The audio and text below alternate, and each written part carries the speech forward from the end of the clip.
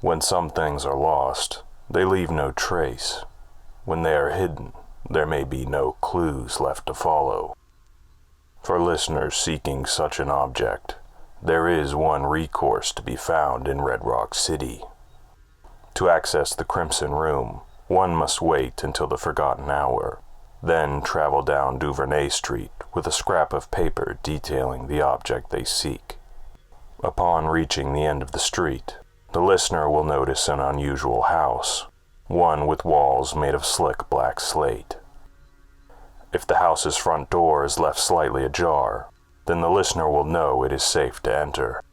It is at this point that I must warn any listener seeking to enter the Crimson Room that you should possess considerable artistic skill, lest you never leave the confines of the slate house. The feeling of entering the house will not be unlike one felt when entering a long abandoned sepulchre. The listener will climb down an impossibly long stairway, traveling farther beneath the crust of the earth than any reasonable passage should. At the end, the listener will find the Crimson Room, uniform in sickly wet rust color, except for a small window through which the brightest daylight pours through. You will not be able to make anything out through the window, nor should you try. Instead, focus your attention on the easel, canvas, and set of painting tools in front of you. From the moment you have entered the Crimson Room, you will have exactly 1 hour to create the greatest painting you will ever produce in your life. The subject should be of a secret, one only you know, preferably of an object just as hidden as the one you seek. Here, as in life, honesty is the best policy. If in an hour's time you have painted to the room's satisfaction, you may leave, and will find a similar painting in your home, one outlining the exact location of the item you seek. However, should you fail, you will learn why the walls in the Crimson Room are so wet, and why they have so deep a color. Gossiping is not a desirable trait, though for those who relentlessly engage in it, there is an unmissable location within Red Rock City. Somewhere in the downtown area is a half-constructed building. Construction began on it before anyone alive today was born, yet the city government maintains the line that the building is only a year away from completion.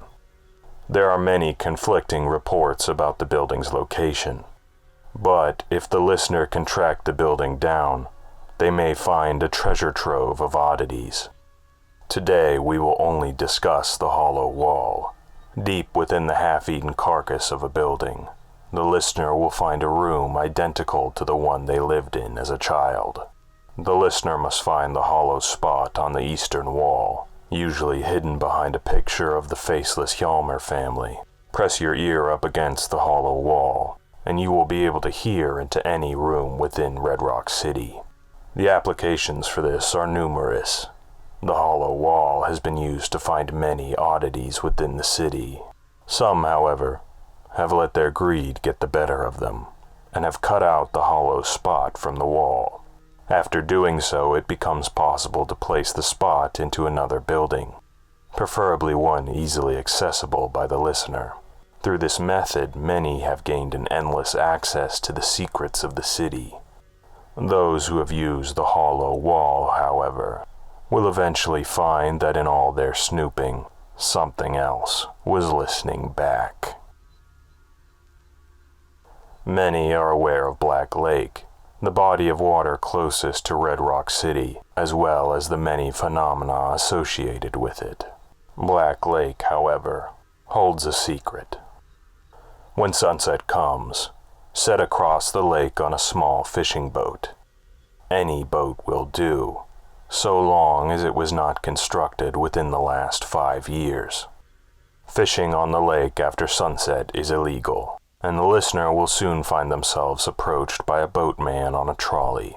However, the listener will shortly realize that the design of this trolley is too old to still be in use, that its paint is rotting off in great swaths, and that even though the night is unbearably cold, not a single breath of air can be seen coming from the man on the boat. The man will ask what business you have out on the lake at this time of night. Tell him you seek the last catch of Winston Banks. He will then ask you a question that only you can answer. Answer truthfully. He will then nod and indicate a point in the distance. "He caught her there, sir," the man will say, before turning his boat away and leaving you be. Go to the place the man indicated and dunk your head under the water. Be thankful that the singer in the lake was killed many years ago, for if it had not, you would certainly be joining the chorus beneath the waves. Keep your head under the water, forcing your eyes open in the deep muck. When you have expended the totality of the air in your lungs, rise to the surface as quickly as you can. More than likely, nothing will have changed, and you will go home, cold, wet, and none the wiser.